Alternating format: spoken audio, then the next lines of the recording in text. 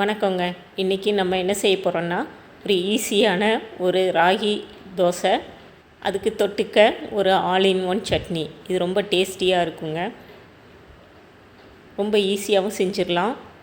வாங்க எப்படி செய்யறது அப்படின்னு பார்க்கலாம். அதுக்கு ஒரு கடாய் அடுப்பில் வச்சுட்டு தேவையான அளவு எண்ணெய் ஊற்றிக்கலாம்.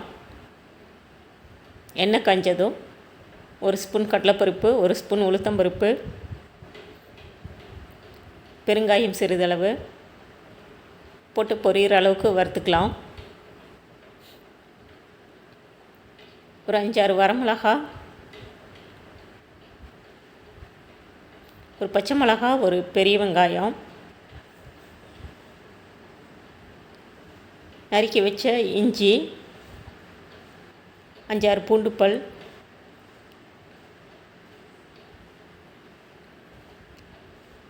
எல்லாத்தையும் நல்லா வதக்கிக்கலாங்க.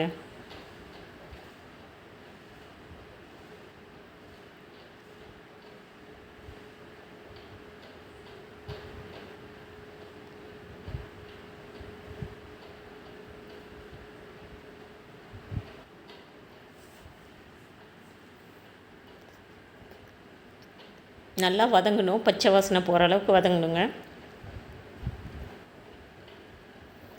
இப்போ ஒரு பெரிய தக்காளி கட் பண்ணி வச்சுருக்கேன், அதையும் சேர்த்துக்கலாம்.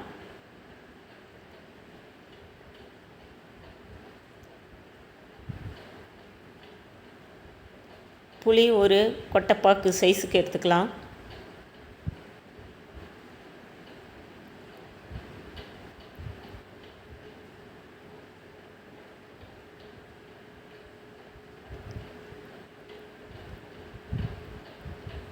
தேவையான அளவு உப்பையும் சேர்த்துக்கலாங்க. அப்போ தான் இந்த தக்காளியெல்லாம் நல்லா கரைஞ்சி வேகும்.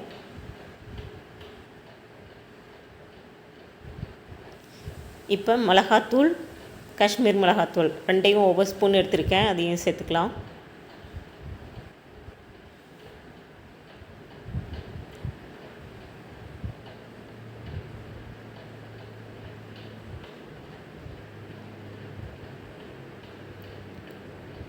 கருவேப்பிலை ஒரு கொத்து,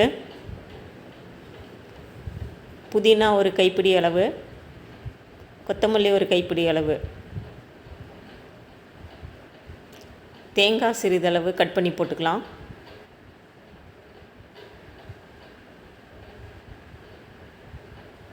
கீரை சேர்த்ததுக்கப்புறம் லைட்டாக மட்டும் வதங்கினா போதுங்க.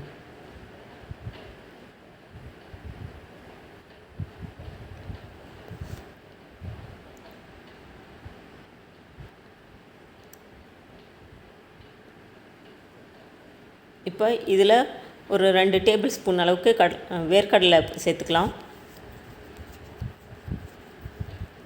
அதே அளவுக்கு பொட்டுக்கடலையும் சேர்த்துக்கலாம்.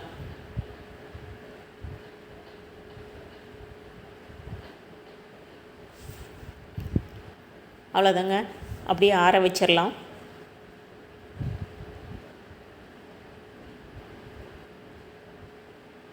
ஆறிடுச்சு. இப்போ மிக்ஸர் ஜாரில் ட்ரான்ஸ்ஃபர் பண்ணிக்கலாம்.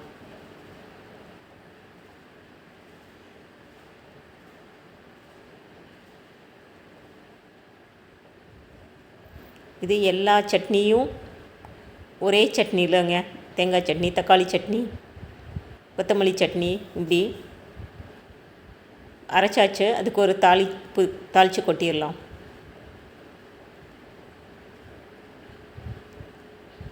அவ்வளோதாங்க. இப்போது இட்லி மாவு எடுத்திருக்கேன் ஒரு பாத்திரத்தில். தேவையான அளவு 1 கப் ராகி மாவு சேர்த்து நல்லா கலக்கி விட்டுக்கலாம்.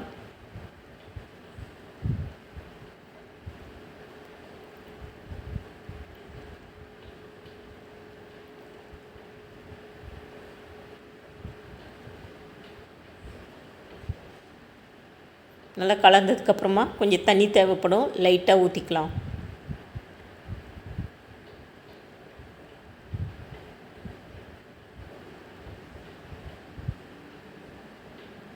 இந்த பதத்துக்கு வந்ததுக்கப்புறம் ஒரு 5 நிமிஷம் மூடி வைக்கலாங்க.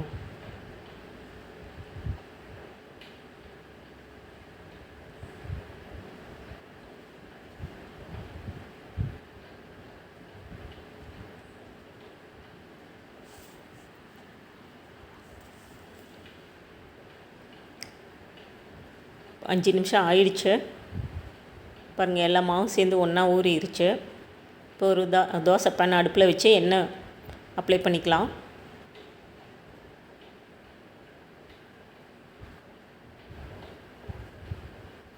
ஒரு கரண்டி மாவை எடுத்து நல்லா ஸ்ப்ரெட் பண்ணி விடலாம்.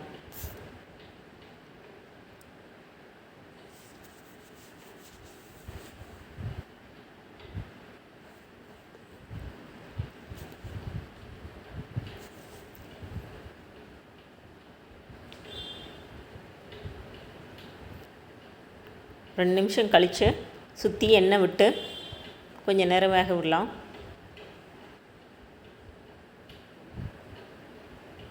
இப்போ திருப்பி போடலாம். பாருங்கள், ஈஸியாக வரும்.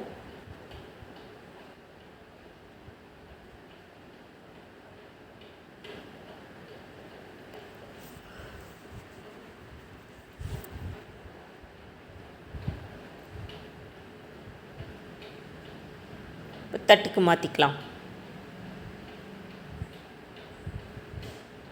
இப்போ இன்னொன்று கூட ஊற்றலாங்க.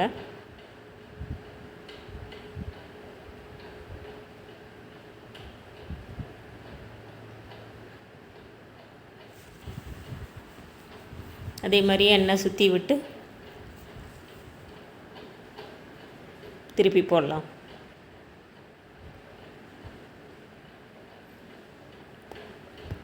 இந்த வீடியோ உங்களுக்கு பிடிச்சிருந்ததுன்னா லைக் பண்ணுங்கள், ஷேர் பண்ணுங்கள், சப்ஸ்கிரைப் பண்ணுங்கள். அவ்வளோதாங்க, ராகி தோசை ரெடி.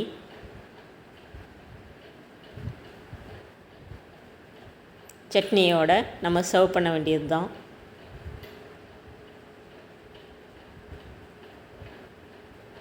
நீங்களும் இதே மாதிரி செஞ்சு பாருங்கள். எப்படி வந்ததுன்னு சொல்லுங்கள். தேங்க்யூ.